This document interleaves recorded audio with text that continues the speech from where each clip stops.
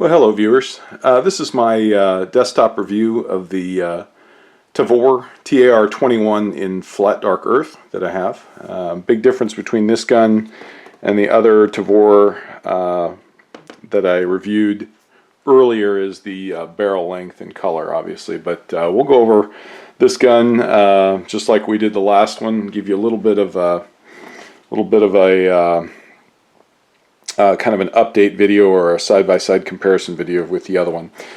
First things first, let's go ahead and make sure that it is safe. Remove the magazine. Magazine is clear, and the bolt and action are open and clear. So this gun is safe.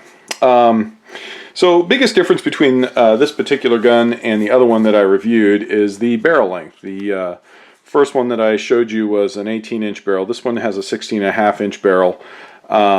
So it's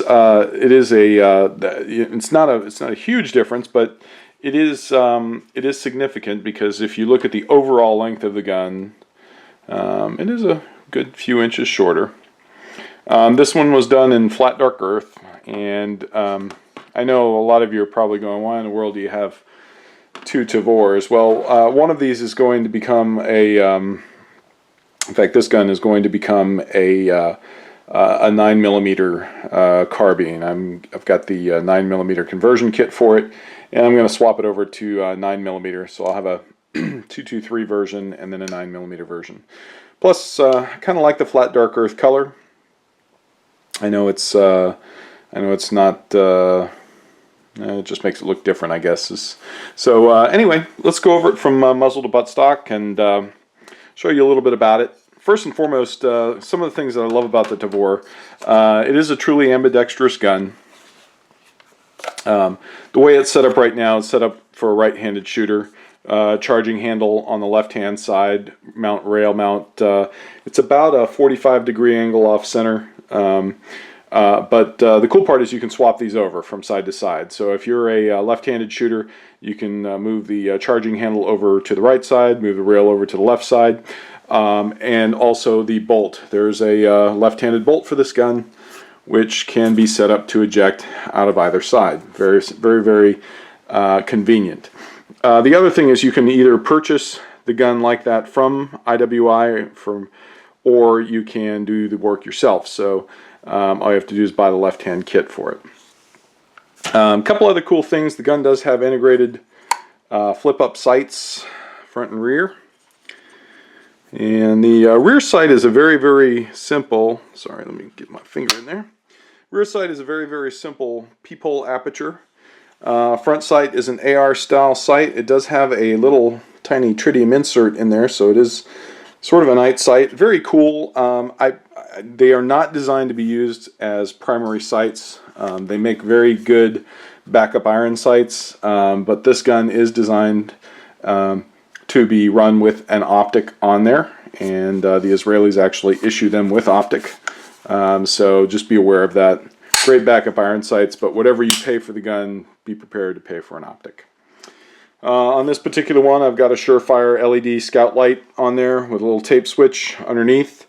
This particular setup is the best one that I have found for this gun. It is a very natural placement. Your hand is going to be sort of on the grip there, and it's nice. You can just kind of reach your finger up and do that. I've tried a couple others. I've seen a couple others where they'll mount like a Streamlight TLR1 up on top and use sort of their thumb to manipulate, which is fine, I guess. You know, the only problem with that is obviously it's kind of bulky on top, and you're not going to be able to use your backup iron sight if that's the case without removing the light. So kind of an interesting setup, but I kind of like this one. I've got the Aimpoint Micro on this one. Sorry, see if I can get you a view there. Very nice optic. I'll get it a little brighter for you. Very nice optic. Absolutely love the Micro. Amazing battery life, and it is so small that you just don't even feel it on there. It's a fantastic optic. Obviously, the disadvantage is it is pricey as all get out, and you're just gonna, you just gotta. Sometimes you get a butt bullet and get the one you want. I've also got a Tango Down rail cover or optic cover on there to try and protect it. You'll notice that nice scratch right there. I got that. The rifle fell over when I first got it and put a nice little ding in the side of the optics. So good stuff. Anyway, back here you have got your magazine release, which is, in my opinion, probably the best magazine release in the business. It is a trigger style mag release. You can either operate it with your trigger finger to remove the magazine, which is so nice. It's ambidextrous. Or when holding the gun, you can actually reach back with the back of your hand.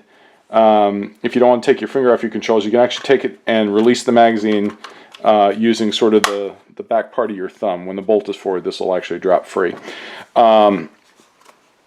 Interestingly, it does not interfere with regular operation, but very, very cool. And then this extremely large bolt release. Press that, and obviously the bolt slams forward, but it's just really a natural movement when you insert the magazine back in there to hit that, and it'll slam forward, and just a really cool setup. I will tell you that.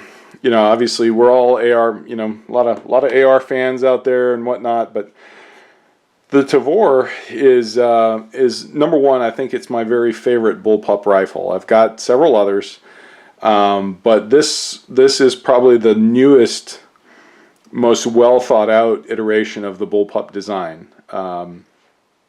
It is the ergonomics on it are as good as any modern rifle.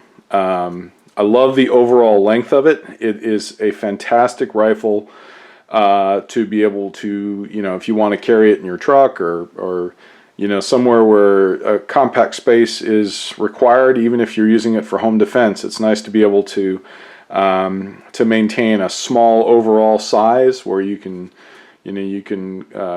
clear clear the inside of a building or whatever very easily with it. One thing about the rifle, it is fairly heavy. It's a little over 8.5 pounds with no equipment, with nothing hanging on it. But the majority of the weight is behind the center of gravity. The majority of the weight of it is back here. It stays up in your shoulder, and it's actually very easy to shoulder and hold there for long periods of time. So overall, I think you'll find that when you actually, even though it's a little heavy, when you just deadlift it, once you actually shoulder the weapon, it feels much lighter than it actually is, and it's very, very quick to manipulate. With all the weight in the back, you can move the muzzle of the gun around very rapidly. Target acquisition, fantastic. Biggest complaint about the Tavor is the trigger. It's a bullpup trigger. That's what it is. It's probably the best of the bullpup triggers. It's just having the best bullpup trigger is kind of like having the best of a disease or something like that. It's just not that good. However, with that being said, it isn't bad for a bullpup, and there are some options. Geissele makes a trigger, although it's very expensive, and I've heard some sort of conflicting reviews on how good or bad it is in the gun. I will tell you that the biggest thing for me is I put a couple hundred rounds through it, and you just get used to it. And frankly, now I don't even notice it anymore. It's a decent trigger for a bullpup, and that's really my only real complaint about the gun. The only other one is your cheek weld on this gun is particularly high, so obviously your cheek will be resting there. So you do have to have a very high set of optics. I originally tried running this with an EOTech, and it just wasn't tall enough. I had to get you would have to get a rail riser in order to mount it at the right height. But I rather than doing that and getting into it, I just went ahead and put the micro on there with the right size riser, and it works fantastic. Very nice, lightweight gun, or easy to handle gun. Even though its overall weight is heavy, its ergonomics are very good, and really one of my favorite rifles. A lot of people ask, you know, hey, what's your go-to? What would be your go-to go-to gun? And I would say this is probably in the very, very top of that. Probably a 1-2 finish here. This and an AR. So anyway, if you have any questions or comments about this particular rifle or anything I can answer about the Tavor, please let me know. If you enjoyed the video or enjoyed the gun, don't forget to give me a thumbs up, and please don't forget to subscribe or tell your friends about the channel. We've got a lot more videos coming, and we got some really cool stuff in the bullpen. So look forward to seeing you next time. Thanks so much for watching, guys. Bye-bye.